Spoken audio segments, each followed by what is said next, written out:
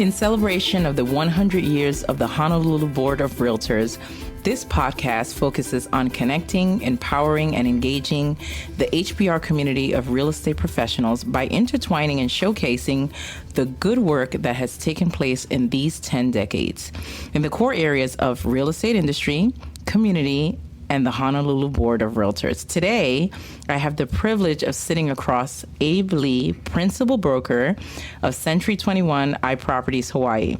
He's been a licensed real estate agent since 1973. 42 years with HBR. He joined the board in January 1980.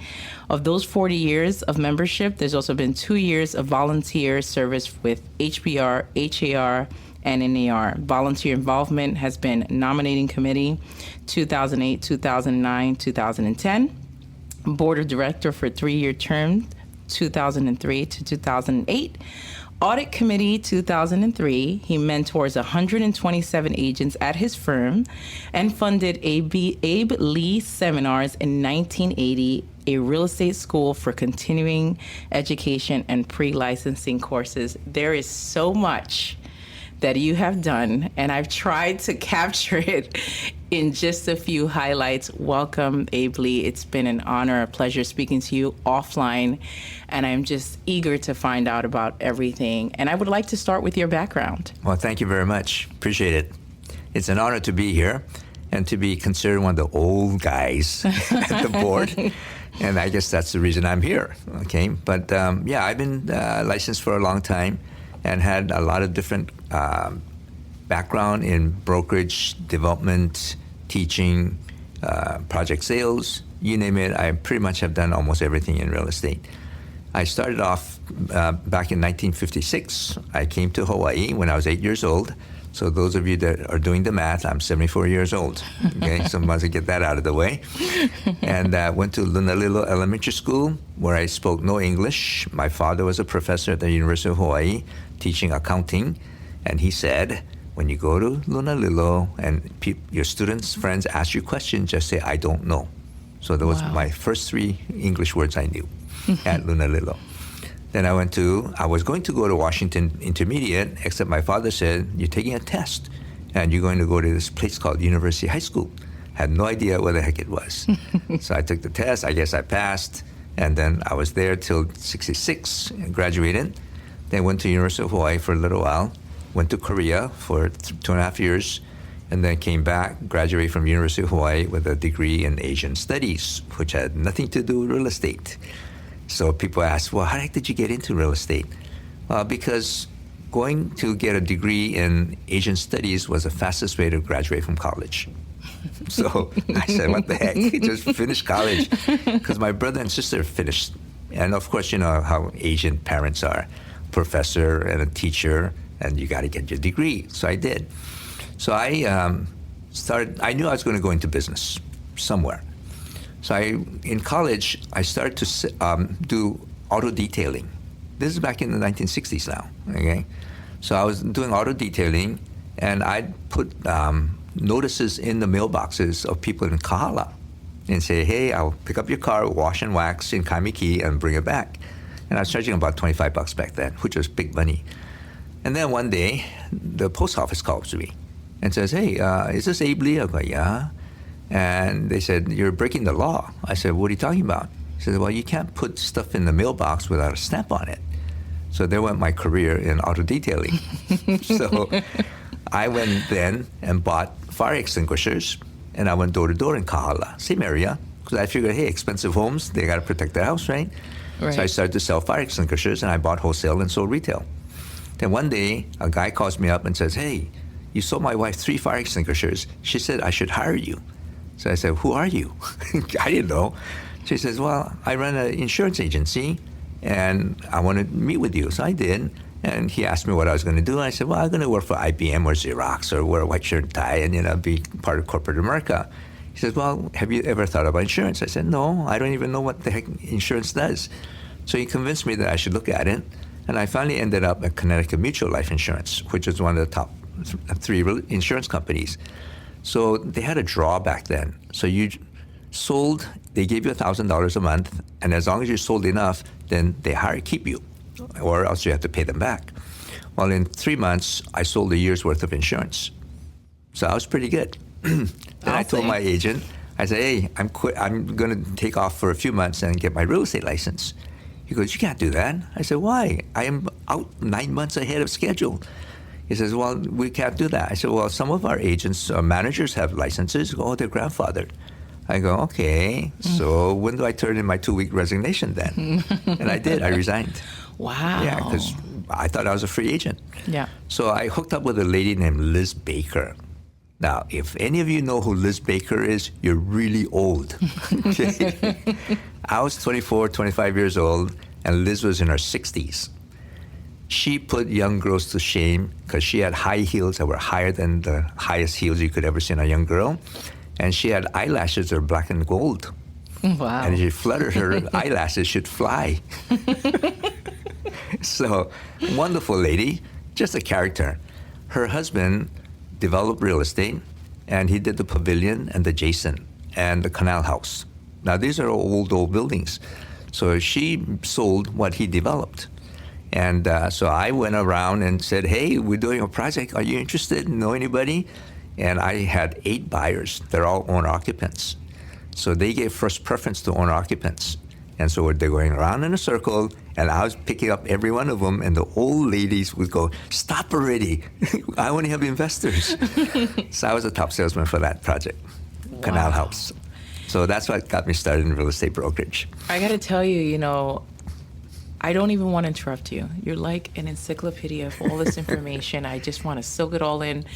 I do want to know, who was your real estate mentor? Was it Liz Baker when you started the industry? And what was the most important thing that person taught you? Liz Baker would have to be one of them because I learned how to sell project sales. Of course, I knew how to knock on doors. Right. Because I sold 3 months worth of insurance. I'm sorry, a year's worth of insurance in 3 months. And no one could teach me that. I just had to do it. But yeah, Liz was very good. She was very understanding and just a real interesting lady. Then I worked for a fellow named Bob Allen, who did Executive Center, Century Square. And he didn't, quote, teach me, but I watched him. And I said, I want to be like Bob. Because he was on the penthouse of the 40th floor or 41st floor at Century Center, corner of Kalakaua and Kapilani. And I go up to his office.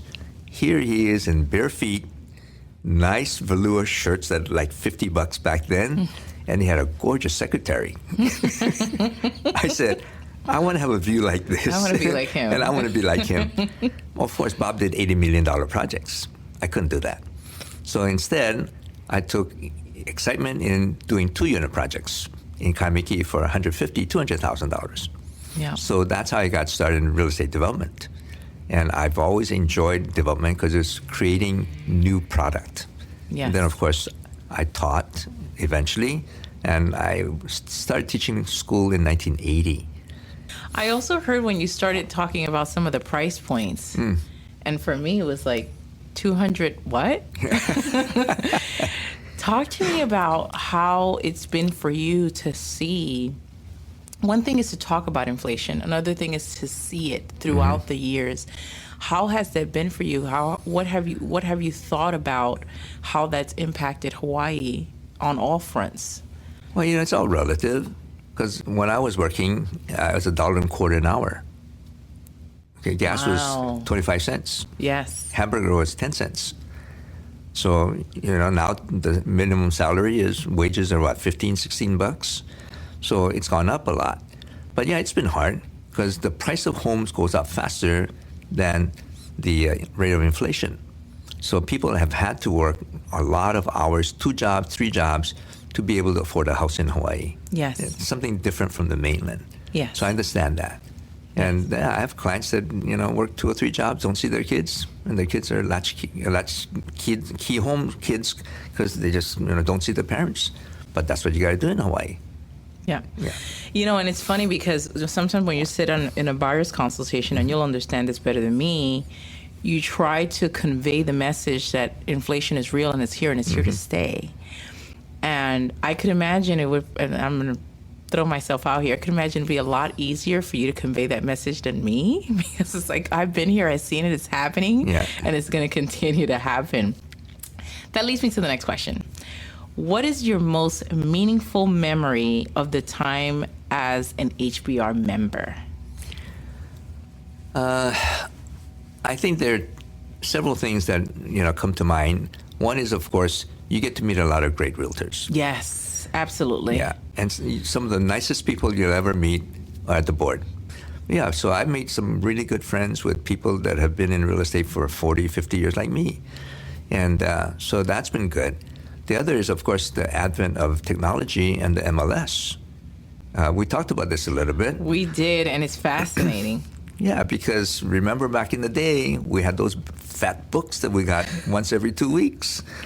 And I remember going by an office one day, a big company, and they had like 200 books stacked up on a corner. And every realtor was supposed to pick it up.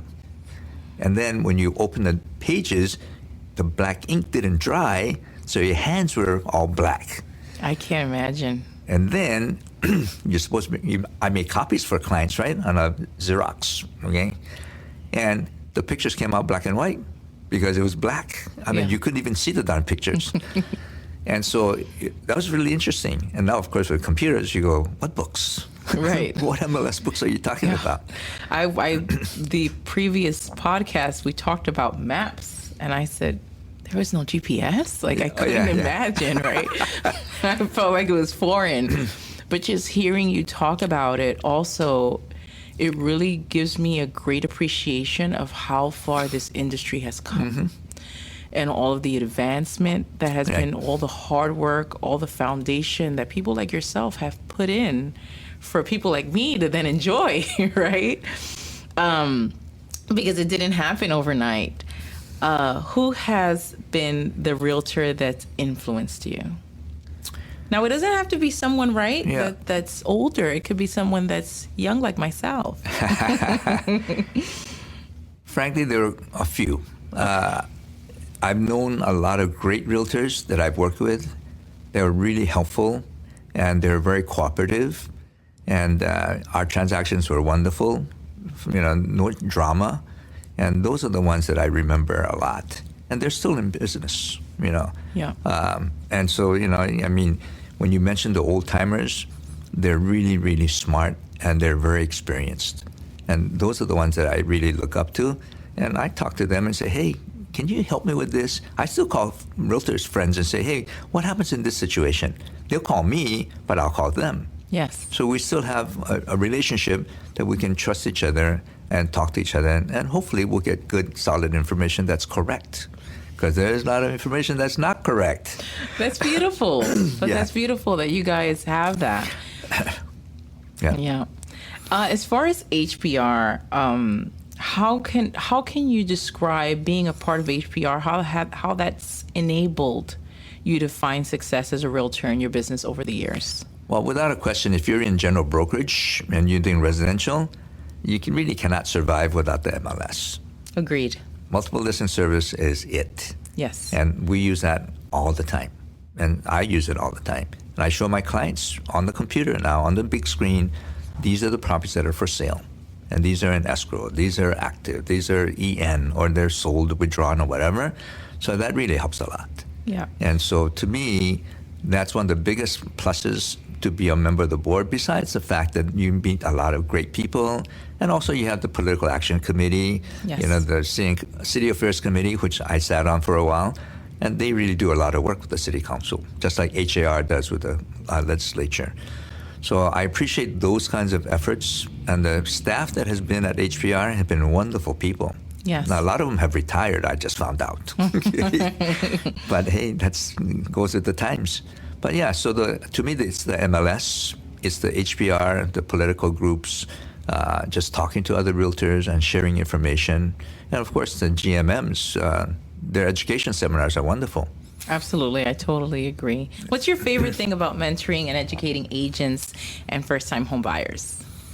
Well, with home buyers, I send them through a series of processes. I get them to go to a Hawaii Home Ownership Center, and we teach them about first-time home ownership and what they need to do to get prepared to be a homeowner. Then I sit them down, I meet with them physically. With COVID, of course, it was Zoom or whatever, but Now I have them come in the office. I sit down with them and say, tell me what your goals are. What would you like to be? What's your price like? Have you been pre-qualified for a loan? All those things. So we got to go through the process. I'm a firm believer that you have to be face-to-face, person-to-person.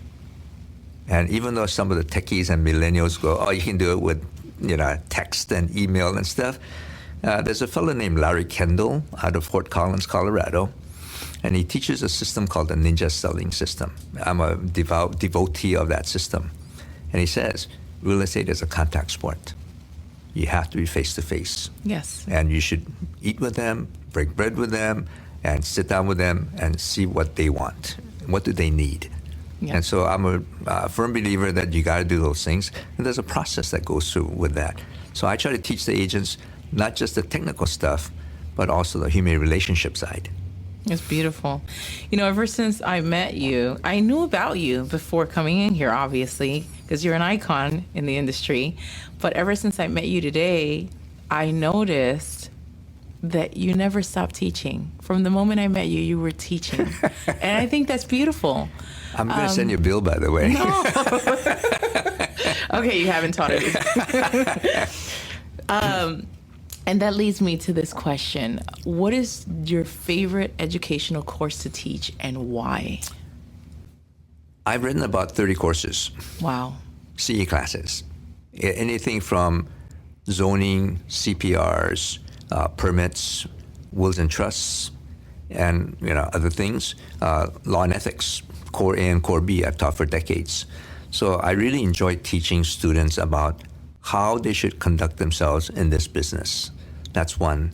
The other that I really love is pre-licensing, because I'll take a raw student like Nick here, okay, and I'll teach them, and we'll go through the 25 chapters, and we'll go through every chapter, and I teach them about the ethics as well as the law. And that's, I think, very important. Yes, it is. So a lot of my students will come back to me and say, thank you for teaching me about being honest and being ethical. Just as much as I really appreciated the 4 tenancies that you taught about. Severalty, joint tenancy, tenancy in common, tenancy by entirety, all that stuff. So I love taking a brand new student who's a blank sheet of paper and try to teach them something that's going to help them with their lifelong goals. And I have some students of mine that were still friends to this day, and wonderful students and friends. In fact, one of them picked up my tab at Morton's the other day when my wife and I had an anniversary dinner, and she happened to be there. So when it's time to pay the bill, I told the waiter, hey, can you give me my bill? She goes, oh no, that person over there already paid for it. Oh, wow. That's beautiful. And so I went up to her and I said, thank you so much. You didn't have to do that. And she said, well, that's the least I can do to pay you back for what you taught me in real estate. And she's a very successful agent to this day. Wow. One of my favorites. Well, congratulations on your anniversary. Well, thank you. That is beautiful, because you poured into her and now she feels the need to just give back in gratitude. And I think that's the biggest paycheck. Yeah, it is. There's no dollar sign that you can put in front of that. Right. If you wanted, or if you could, right, give us, since we're in this teaching mode, advice to the new agents, the seasoned agents, the ones that are here for the long haul, what is one piece of advice that you think is vital to us all? Okay. Again, in the Ninja Selling System, and I quote Larry Kendall a lot, he's a good friend of mine. He says there's 3 things that you have to have in real estate, or actually in any business. Okay. One is mindset. You have to be a proactive, positive player and not someone that's a victim. Okay. So that's one. So your mindset has to be positive. Second, you have to have skill set. And that means you got to know what the heck you're talking about. I called the realtor the other day. I said, hey, can you tell me about this property? I said, can you rebuild the home? And he said, yeah, I think you can. And I told him, I hate to give you bad news, but I don't think you can. There are 3 homes on the property. You can build 1 back with an ADU, but the 3rd one, I don't believe you can. I said, hope you don't mind me telling you this, because I think you need to know this. And he said, thank you so much. So that's the skill set. You have to know this stuff. And some agents don't know this stuff, unfortunately. Yeah. And then the 3rd is you have to go into action and do it. And I think you have to do it nicely with good moral values and ethics and not try to cheat someone or deceive someone just for the commission. Yes. So those are the three things that I teach my students and agents all the time. Mindset, skill set, and actions. I love it. If we did a little reverse here, if you could travel back in time and see Abe Lee when he first started, what piece of advice or what would you do different? What would you tell Abe Lee back then? Oh, my goodness. Am I taking you too far back? You have another 5 hours? You should actually talk to my wife. She'd tell you what I should not have done. But in life, you make mistakes along the way, and you just rebound from it. And you can't help it. Sometimes you make really silly mistakes. You make some fatal mistakes, and you just got to jump up and start all over again. And that's what I've learned is you lose a lot, you gain a lot. And I tell my students in class, I say, you're looking at an ex-millionaire. And they'll look at me and go, what are you talking about? And I say, I made millions, I've lost millions. But that's part of being a developer in real estate. Now, maybe in real estate, not so much, but in development, you take that risk. Yeah. And so I've learned how to rebound and not give up. So I've been very fortunate and blessed that real estate has given me that opportunity to do well and also to lose and to be humbled by all of it. Yeah, I love that. Rebound and never give up. I love that. I want to keep you a little longer, so just bear with me. So what are some of the biggest changes you've seen in the business practicing real estate over time? Now, we did talk about the MLS books. We talked about the GPS. What do you think has been the most impactful change in the industry? What's interesting is the technology obviously is it. Back then we had the MLS and that was it. And we didn't have all these search engines and all this other stuff. Yeah. So technology, without a question, has changed the way we do business. Now, I'm not really good at it, but I can keep up with some of that stuff. The other still has not changed is human relationships. No matter what you do, I don't care what business you're in, you still have to treat people fairly and honestly and ethically. So that has not changed. Yes, absolutely. Okay, this is my last question, I promise. What is one change you'd like to see happen that would benefit the home buying, selling process? Oh, boy. We talked about, we talked offline about the 2-page contract, which I would have loved to be part of. Well, really, there's not much you can change because it just moves with the times. I love that. And if I could, I'd change the government. You look at just even Honolulu, you had the vacation rental business get shut down. Now they go to 90 days.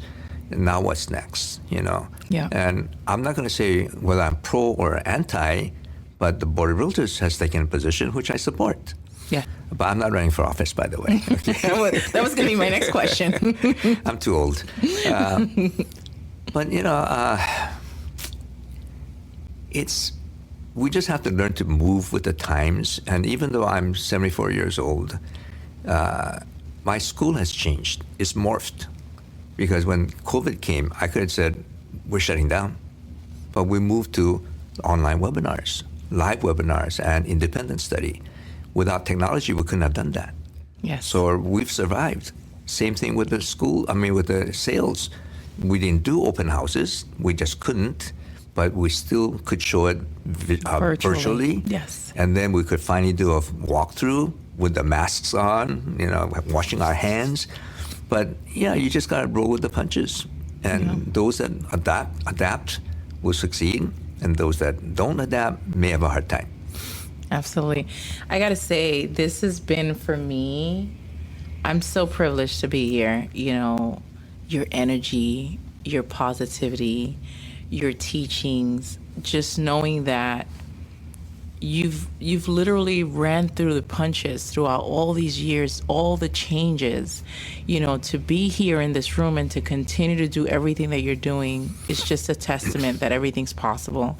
And sometimes it's very easy to be negative in this business when you don't see things are happening as fast as we would like for them to happen. Right. And looking at you here and having the opportunity to speak with you today, it sort of fuels you, you know, for lack of a better word, to say, my God, he's done so much. You know, and HBR has provided this wonderful platform for us to see everything just at a glance, because we don't have 5 hours, right, of everything you've done. So I want to thank you for sharing space here, for speaking about all the wonderful things that HBR has done in your career, for opening up and being vulnerable with everything you've done, your mistakes, how you rebound off of that, and for teaching me. You know, we won't talk about the things you taught me. That was offline. That was a bonus. But for everything from HBR, from my behalf, from the staff, thank you. Thank you for pouring into our industry. Thank you for sharing space here today. I'm overwhelmed with gratitude, and thank you for that. I do have one last comment, if you don't mind. I would like to ask the realtors to be more generous with their donations to charities. I think we can afford to give up a part of our commission to worthy charities. And that's my mission right now, is our company has donated to 50 charities last year. Wow. And about $75,000. And this quarter, we're on a target to do about $100,000 in commissions. My agents have bought into this program and are willing to help donate part of their commissions to different charities. Just to give back. Yeah. And I would really like to ask that us realtors do more of the same, or more of it. Because there's so many charities right now that need the money, and they're being cut on their funding. Yep. And so we make so much money sometimes. And some people go, oh, you make so much money, and you drive around in a Mercedes or BMW. Well, can we just give back some of it? And that's what I would like to see more realtors do. That's beautiful. Thank you for that. Thank you.